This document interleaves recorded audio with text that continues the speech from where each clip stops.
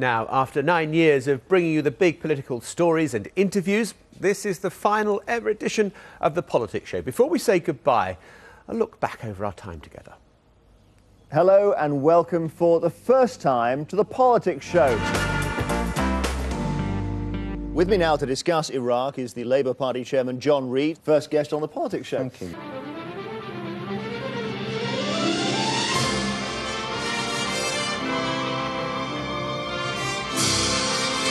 Yes, the hills are alive.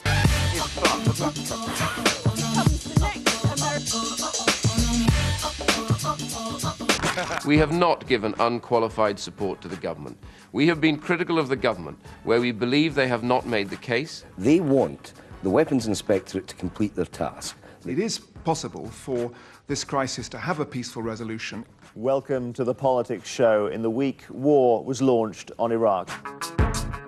Certainly things are going to plan, in some cases, probably ahead of what we expected. What an extraordinary day. It is. Those pictures, and a dentist looking inside Saddam Hussein's mouth. It's really amazing. So There you go. No. So hang on. You got to put it with the bow in the back. hell, I even felt comfortable like this. Ready to go, I'm ready to go.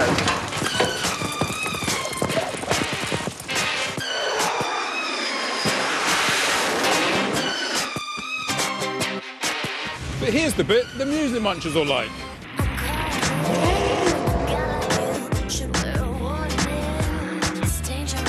This is fun.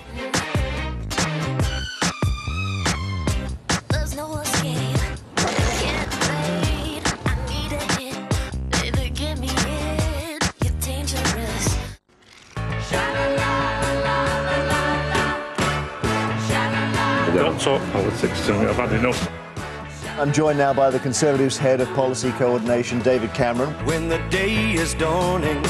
It's just difficult to work out what your policies are. It's as simple as that. And looking on your website, Jeremy, I it's see... very simple to work out. There is something called the pre-manifesto document. Who's waiting for me there? You believe you can win the election? Absolutely, I do. Anybody who takes the British electorate for granted is a fool.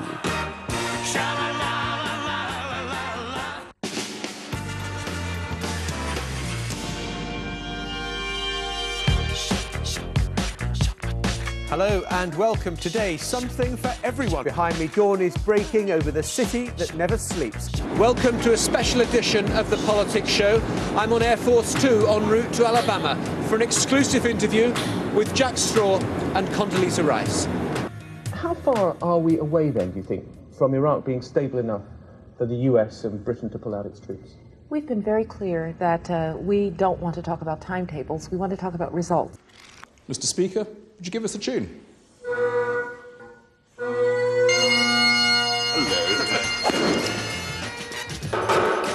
I'll never again allow anybody ever to make fun of a degree in sports science. This is just a holding position before I get to be a rock and roll star. And if I don't know what could hold me back. I've got the charisma, I've got the looks, I've got the ability, I'm a fabulous musician. Papa's taking us to the zoo tomorrow, zoo tomorrow, zoo tomorrow. I've been speaking to the possible future leader of the Conservatives, David Cameron. I don't want this party to be out of power for 17 or 18 years.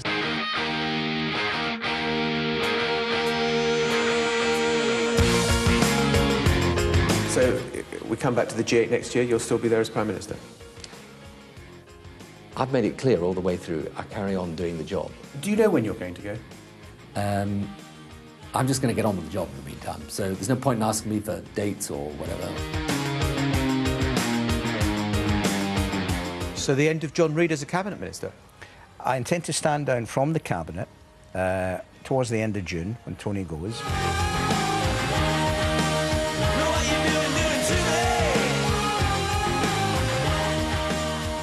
I think you'll see that we are in a position, whether it's in one capacity or another, to draw on some of the talents of our society. Why have you issued a briefing document called Calamity Clegg? I haven't. This has come from your party, this has come from your office on Friday. Do you think you owe him an apology? Well, look, it's the first time I've seen this, so I have but absolutely called Calamity Clegg, that name will stick. Here in New York, there is a real sense of excitement, a buzz, a sense of anticipation, as I'm discovering in this sports bar. One of the founders of the civil rights movement in America, the Reverend Jesse Jackson. I have to tell you, this next race is a presidential race. Down at the farm, Oink Barmer has been consistently winning.